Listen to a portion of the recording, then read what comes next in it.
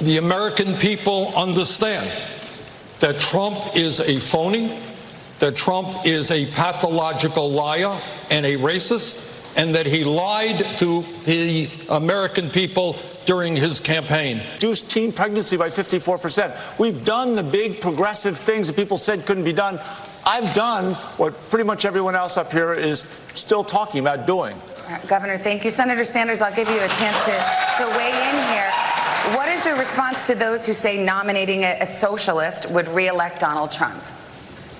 Well, I think the response is that the last poll I saw had us 10 points ahead of Donald Trump, because the American people understand that Trump is a phony, that Trump is a pathological liar and a racist, and that he lied to the American people during his campaign.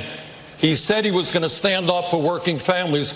Well, President Trump, you're not standing up for working families when you try to throw 32 million people off their health care. The debate we're having in our party right now is confusing, because the truth is there's a big difference between capitalism on the one hand and greed on the other.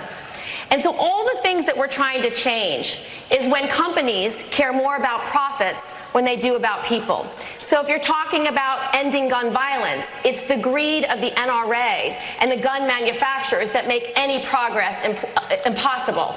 It's the greed of the insurance companies and the drug companies when we want to try to get health care as a right and not a privilege. So there need not be disagreement in the party, because in truth, we want healthy capitalism. We don't want corrupted capitalism. Thank you. I want to be fair to all the candidates. Thank you. Senator Bennett, you have said, quote, it's possible to write policy proposals that have no basis in reality. You might as well call them candy. Were you referring to any candidate or proposal in particular when you said that? Was that directed to me? Yes, that was your quote. That sounded like me. Thank you. It was you. I appreciate it.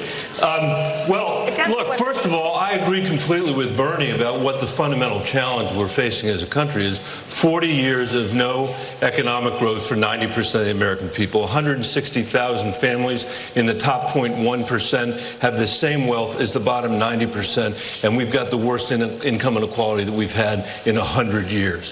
Where I disagree is on his solution on Medicare for all. You know, I have proposed getting to universal health care, which we need to do. It is a right. Health care is a right. We need to get to universal health care. I believe the way to do that is by finishing the work we started with Obamacare and creating a public option that every family and every person in America can make a choice for their family about whether they want a public option, which for them would be like having Medicare for all, or whether they want to keep their private insurance. I believe we will get there much more quickly if we do that. But wait, Bernie, if I could just finish, Bernie mentioned that the taxes that we would have to pay. Because of those taxes, Vermont rejected Medicare for all. Senator,